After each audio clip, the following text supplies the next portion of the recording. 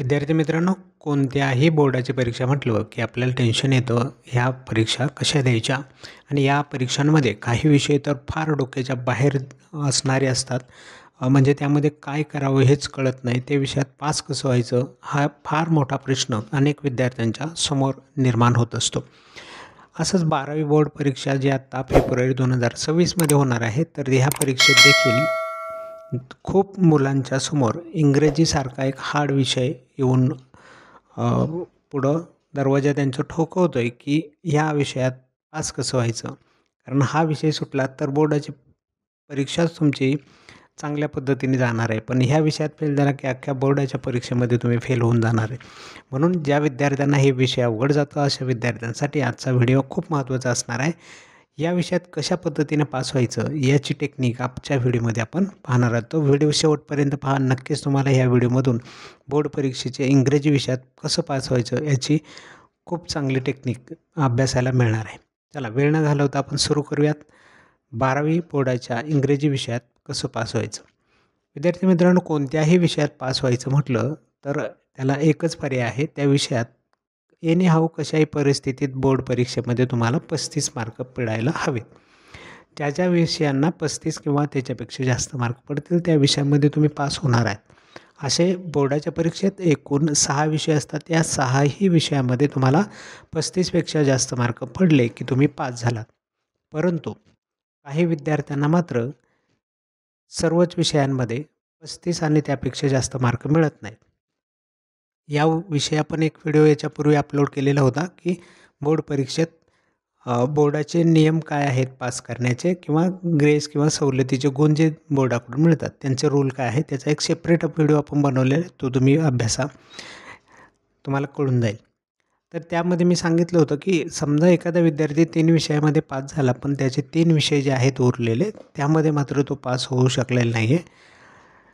त्या विषयात 35पेक्षा कमी गुण आहेत. असे कोणतेही 3 विषय समजा त्या विद्यार्थ्याचे असतील आणि त्या विषयांना 30-30-30 असे जर गुण असतील, 30 किंवा 30पेक्षा जास्त असायला हवेत त्या 35पर्यंत. मग अशा वेळेस ह्या 3 विषयामध्ये पास होण्यासाठी बोर्ड काय करतं, 5-5 मार्कांची सवलत म्हणजे ग्रेस मार्क देतं. त्यामुळे त्या विषयांमध्ये 35 मार्क होतात आणि विद्यार्थी या 3ही विषयांमध्ये पास होऊन जातो. हे फुकटचे मार्क आहे, त्याला काही करण्याची गरज नाही. फक्त अट काय आहे, 30 किंवा 30पेक्षा जास्त मार्क असायला हवेत. 35पेक्षा कमी आहेत परंतु ते 30पेक्षा जास्त किंवा 30 असायला हवेत.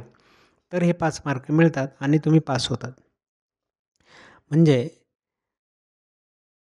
याचा एक आपल्याला फायदा आपल्या इंग्रजी विषयाला कसा होईल आणि त्यानुसार इंग्रजी विषयात पास होण्यासाठी किती गुण तुम्ही मिळवायचे आहेत याकडे आपण जाणार आहोत. हा महत्त्वाचा प्रश्न आहे. चला मी आज सगळ्या विद्यार्थ्यांना इंग्रजीत पास करून टाकतो. काही टेन्शन घेऊ नका, कुठल्याही मनामध्ये भीती बाळगू नका या विषयाची. आजचा विषय समजून घेतला की तुम्ही इंग्रजीत पास झालात. म्हणून सांगितलं की मी तुम्हाला पास करून टाकतो. चला इंग्रजीत पास होण्यासाठी आत्ताच पाहिलं आपण कमीत कमी 30 तरी मार्क पडायला पाहिजे. म्हणजे 5 मार्क बोर्ड आपल्याला ग्रेस म्हणून देणार आहे आणि 35 मार्क होऊन आपण पास होऊ. म्हणजे कमीत कमी तुम्हाला किती पाडायचे, 30. पण हा इंग्रजी विषय जो आहे ना, त्याची जी परीक्षा आपली होणार आहे ती डायरेक्ट बोर्डाची फायनल एक्झाम नाही होणार. त्यापूर्वी आपली एक तोंडी परीक्षा होणार आहे आणि मग बोर्डाची परीक्षा होणार आहे. आता ही तोंडी परीक्षा जी होईल ना ती किती मार्काची होईल, 20 मार्काची.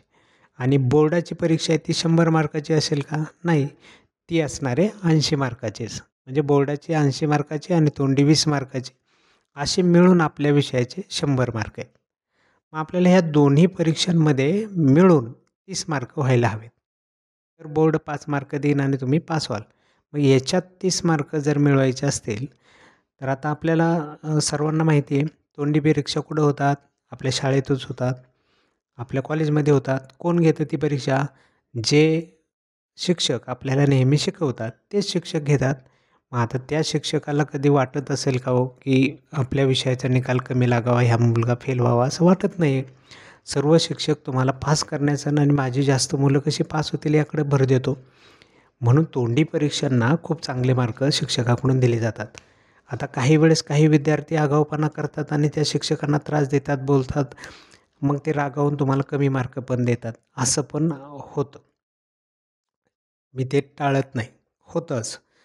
पण आता आपल्याला जर पास व्हायचं असेल ना, तर त्या शिक्षकाच्या हाताबाहेर पडायचं. कितीही आपल्याला त्या शिक्षकांचा राग असू द्या, पण त्या शिक्षकाला खूप चांगलं म्हणायचं, "सर तुमच्यासारखं इंग्रजी कोण शिकवत नाही. तुम्ही खूप चांगलं शिकवता. खूप चांगलं विषय तुम्ही शिकवला. आम्हाला खूप चांगलं कळला. तुम्ही सांगाल ते करतो. मला येत नाही परंतु मी प्रयत्न करतो." असं बोला त्यांच्याशी आणि त्यांना आनंदी करा, त्यांना प्रेज ठेवा. त्यांच्याकडून तुम्हाला खूप चांगले मार्क मिळतील. खरी गोष्ट आहे ती.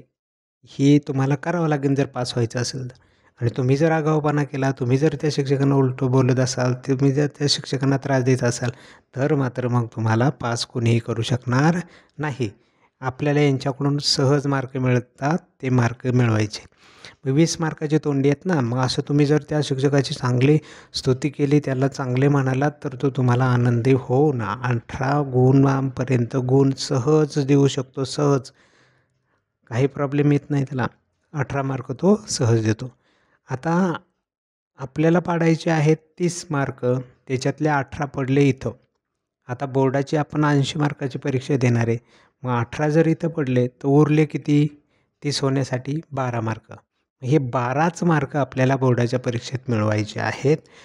जर तुम्ही हे 12 मार्क मिळवले, तर 18 आणि 12 मिळून होतील 30 मार्क. पहा, झाले की आपले 30 मार्क. हे 30 मार्क मिळाले. बोर्ड अजून आपल्याला काय करणार आहे याच्यामध्ये? सवलत देणार आहे आणि ह्या सवलतीचे 5 गुण देणार आहेत. हे 30 आणि ह्या सवलतीचे 5 मिळून होतील तुमचे 35 मार्क. झाला तुम्ही इंग्रजीत पास. म्हणजे तुम्हाला आता खऱ्या अर्थानं किती मार्क पाडायचे आहेत इंग्रजीत पास होण्यासाठी सांगा बरं मला? किती जणांना कळतं आहे? इथं आपल्याला मार्क पाडायचे आहेत फक्त 12. 80 मार्कापैकी 12 मार्क जर तुम्हाला पडले की तुम्ही इंग्रजी विषयात पास होणार. मग अशा पद्धतीने जर तुम्ही ह्या इंग्रजी विषयाचा विचार केला तर नक्की तुम्हाला ह्या विषयात पास व्हायला मदत होईल. आता हे 12 मार्क कसे मिळवायचे ना, हेही मला तुम्हाला सांगायचे, पण आजच्या व्हिडिओमध्ये ते होणार नाही. व्हिडिओ खूप मोठा झाला आहे. आपण नेक्स्ट याच्या पुढचा व्हिडिओ येईल, त्यानंतर आपण त्याच्यावरती भर देऊयात आणि हे 12 मार्क कसे मिळवायचे, कुठून मिळवायचे, कसे सहजासहजी मिळवता येतील याचा प्रयत्न करण्यासाठी विद्यार्थ्यांना मार्गदर्शन करणार आहोत पुढच्या व्हिडिओमध्ये. जर तुम्हाला वाटत असेल की आम्हाला ती माहिती सांगावी, तर कमेंटमध्ये जरूर सांगा की सर त्याच्यावरती व्हिडिओ बनवा. मी नेक्स्ट त्याच्यावरती तुम्हाला मार्गदर्शन नक्कीच करेल आणि इंग्रजी विषयात तुम्ही पास होऊन जाल.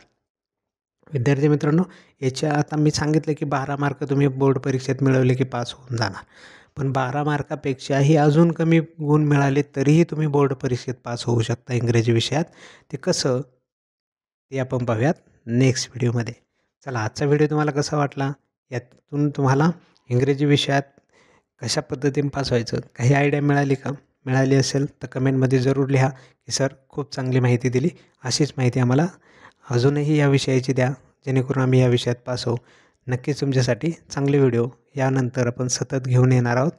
आत्ता बोर्ड परीक्षा लवकर येणार आहे, तर रेग्युलरली आपण व्हिडिओ अपलोड करतो आहे. तुम्हाला व्हिडिओ आवडला तर लाईक करा आणि आपल्या मित्रांना शेअर करा. ते फार महत्त्वाचे आहे. त्यांच्यापर्यंत ही गोष्ट गेली पाहिजे, कारण आपला चॅनलवरती व्हिडिओ बरेचशा दिवस बंद होते. त्यामुळे थोडंसं चॅनल पाठीमागं पडलेलं आहे. पण आता तुम्ही ग्रुप घ्यायचे आहेत आणि तुम्ही एकमेकांना शेअर करून प्रत्येक विद्यार्थ्यापर्यंत ही माहिती पोहोचवायची आणि रोज कमेंट करून मला सांगायचं की सर परीक्षेसाठी व्हिडिओ बनवा, परीक्षेसाठी व्हिडिओ बनवा. नक्कीच तुमच्यासाठी रोज एक व्हिडिओ आपण अपलोड करण्याचा प्रयत्न करूयात. सगळ्या विषयांच्या संदर्भातले व्हिडिओ अपलोड होतील आणि सगळ्यांना त्याचा फायदा होईल. चला तर मग आजचा व्हिडिओ या ठिकाणी थांबूयात. भेटूया नेक्स्ट व्हिडिओमध्ये. तोपर्यंत नमस्कार.